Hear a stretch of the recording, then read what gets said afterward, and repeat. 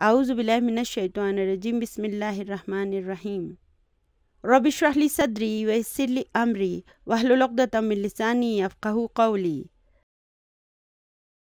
تو عربی زبان میں اسماء اپنے اعراب کو تبدیل کرتے رہتے ہیں۔ آپ یہ سب پہلے سے پڑھتے رہے ہیں مگر آپ نے اسے کبھی محسوس نہیں کیا۔ وہ کیسے؟ ہم قرآن پاک پڑھتے ہیں نا، نماز میں آیتیں پڑھتے ہیں نا، تو ہم یہ سب کچھ پہلے سے پڑھتے ہیں لیکن ہم نے کبھی اسے محسوس نہیں کیا، اس کے بارے میں کبھی سوچا نہیں۔ چلیے ابھی میں آپ کو ایک مثال دیتی ہوں۔ میں کہتی ہوں محمد رسول اللہ، اسے ہم یوں بھی پڑھتے ہیں محمد الرسول اللہ، وہ سب ہم بعد میں سیکھیں گے۔ تو اس کے معنی ہیں محمد صلی اللہ علیہ وآلہ وسلم اللہ کے رسول ہیں، ٹھیک ہے، یہ اس کا ترجمہ ہے۔ چلیے اب میں کہتی ہوں اشہد ان محمدن عبدہ ورسولہ، یعنی کہ میں گواہی دیتا ہوں یا دیتی ہوں کہ محمد صلی اللہ علیہ وآلہ وسلم اس کے بندے اور رسول ہیں، ٹھیک ہے۔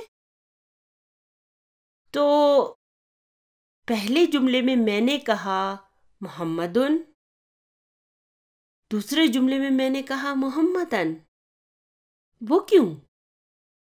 اچھا چلیے ابھی میں کہتی ہوں اللہم صلی علی محمدن۔ اللہم کا کیا مطلب ہے؟ اس کا مطلب ہے یا اللہ، صلی کا مطلب ہوگا رحمت بھیج، رحمت نازل فرما، علی محمدین، محمد صلی اللہ علیہ وآلہ وسلم پر، یعنی یا اللہ محمد صلی اللہ علیہ وآلہ وسلم پر رحمت نازل فرما۔ تو دیکھیں ان تینوں جملوں کا ترجمہ جو ہم نے اردو میں کیا ہے نا، ان تینوں میں ہم نے محمد کا ترجمہ ایک ہی طرح سے لکھا ہے، یعنی کہ محمد لکھا ہے، لیکن عربی میں دیکھیں ہم نے پہلے محمدن لکھا، پھر محمدن اور پھر محمدن۔ یہ کیوں؟ یہ کیا ہو رہا ہے؟ کوئی مجھے بتائے گا؟ اچھا تو چلیے ابھی میں لکھتی ہوں اللہ غفور رحیم۔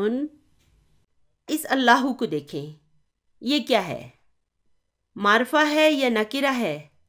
جی ہاں یہ معرفہ ہے، دیکھیں اس پر ال بھی آیا ہوا ہے اور تنوین بھی نہیں ہے، اس کا مطلب ہے کہ یہ معرفہ ہے۔ تو اللہ غفور رحیم کے معنی ہیں اللہ غفور الرحیم ہے۔ چلیے ٹھیک ہے، اب میں کہتی ہوں ان اللہ غفور رحیم۔ یہ کیا؟ اوپر میں نے کہا تھا اللہ اور اب میں یہاں کہہ رہی ہوں اللہ۔ آخر اس جملے میں ایسا کیا ہے جس کی وجہ سے یہ اللہ میں تبدیل ہو گیا؟ تو ان اللہ غفور رحیم کے معنی ہیں بے شک اللہ غفور الرحیم ہے، ٹھیک ہے۔ چلیے اب میں کہتی ہوں اعوذ باللہ من الشیطان الرجیم، یعنی کہ میں پناہ مانگتا ہوں یا مانگتی ہوں اللہ کی شیطان مردود سے۔ تو اب یہاں پہ دیکھیں میں نے تو باللہ ہی کہہ دیا ہے، یہ کیا؟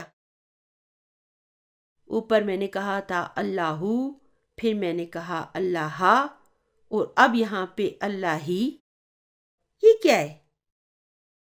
جبکہ ان کے اردو کے ترجمے میں تینوں کے معنی اللہ ہی ہیں۔ دراصل یہی سب ہم نے سیکھنا اور سمجھنا ہے۔ تو عربی زبان کے اسماء کے اعراب جو ہوتے ہیں نا، وہ تبدیل ہوتے رہتے ہیں، اور یہ تبدیلی کہاں پر ہوتی ہے؟ جی ہاں یہ ان اسماء کے آخر میں ہوتی ہے۔ غور کریں، محمدن، محمدن اور محمدن کے آخر میں جو اعراب ہے نا ان میں تبدیلی آ رہی ہے. ان کے آخر میں دمہ کی تنوین بھی آ سکتی ہے اور اگر ال موجود ہو تو صرف ایک دمہ بھی آ سکتا ہے. اسی طرح ان کے اوپر فتح کی تنوین بھی آ سکتی ہے اور اگر ال موجود ہو تو ایک فتح بھی آ سکتی ہے. اور پھر اسی طرح سے کسرہ کی تنوین یا ال کی موجودگی میں صرف ایک کسرہ بھی آ سکتی ہے. تو یہ دیکھیں اس محمد کے آخر میں کیا ہے؟ دن، دن اور دن. ٹھیک ہے. ہر عربی اسم اسی طرح اپنے اعراب کو تبدیل کرتا رہتا ہے. بعض اوقات یہ تبدیلی ہمیں نظر آتی ہے اور بعض اوقات یہ ہماری آنکھوں سے اوجھل ہوتی ہے، لیکن اس میں تبدیلی ضرور ہوتی ہے جسے ہم انشاءاللہ تعالیٰ آگے آہستہ آہستہ پڑھتے رہیں گے. دراصل اسماء کے آخر کے اعراب ہمیں جملے میں ان کے کردار کے بارے میں بتاتے ہیں کہ وہ اسم جملے میں کیا رول ادا کر رہا ہے.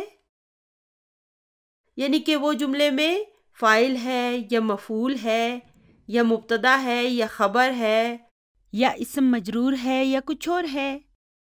تو ان سب چیزوں کا پتہ ہمیں ان کے آخر کے اعراب سے ہی چلتا ہے.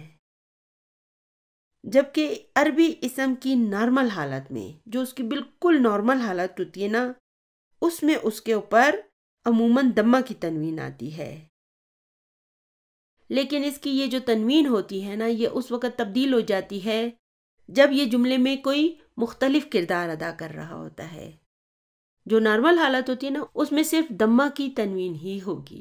اگر یہ کسرہ کی تنوین یا فتح کی تنوین یا پھر خالی کسرہ یا خالی فتح وغیرہ میں تبدیل ہو جائے نا، تو اس کی کوئی وجہ ہوگی.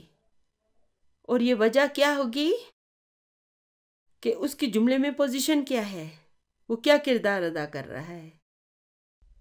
ربنا آتنا فی الدنیا حسنۃ وفی الآخرۃ حسنۃ وقنا عذاب النار.